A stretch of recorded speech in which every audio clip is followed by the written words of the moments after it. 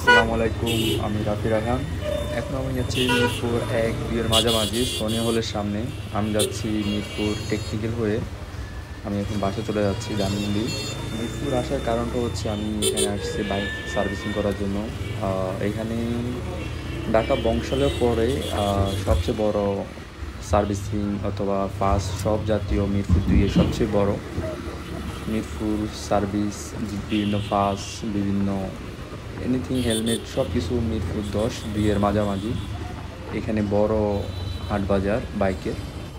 যতটুকু দেখলাম মিরপুর ১-২ এগুলোতে সবসময় রিক্সা ভরপুর। অটো রিক্সা, মানুষের ফুটপাত থাকা সত্ত্বেও রাস্তা দিয়ে পারাপার হয় খুব রিস্ক নিয়ে। কেউ ফুটপাত ইউজ করে না। সবসময় দেখা যাচ্ছে পরিবেশটা যানজট হয়ে থাকে। আজ মোটামুটি ফাঁকা, আজ শুক্রবার। শুক্রবার বেসিক্যালি মিরপুর মোটামুটি ফাঁকাই থাকে। তারপরে দেখো একটা অটো রিক্সা দেখা যায় উল্টাপাল্টা আসে। এদের জন্য আর কী করবো, কোনো একটা নিয়ম নেই, শৃঙ্খলা নেই। অটো রিক্সা মেবি একটা লাইসেন্স থাকলে ভালো হয়, যেদের নিয়ম কানুন, রাস্তাঘাটের যে সব শৃঙ্খলা এদেরকে বোঝানো হয়, সব কিছু শেখানো হয় হাতে কলমে, প্রশিক্ষণে, প্র্যাকটিক্যালের মাধ্যমে। তারপর এদেরকে একটা লাইসেন্স দেওয়া হোক, যেরকম বাইকের একটা লাইসেন্স, গাড়ির একটা লাইসেন্স, বাসের একটা লাইসেন্স।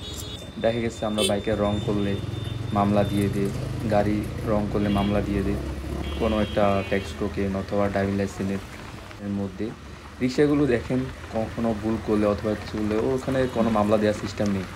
তো এদেরও একটা লাইসেন্স থাকলে মোটামুটি লাইসেন্সের উপর দিয়ে একটা মামলা দেওয়া যেত যদি কোনো উল্টাপাল্টা আসে, রং ওয়ে দিয়ে আসে।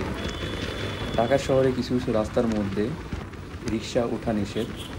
আসলে রিক্সা ওঠা নিষেধ এটা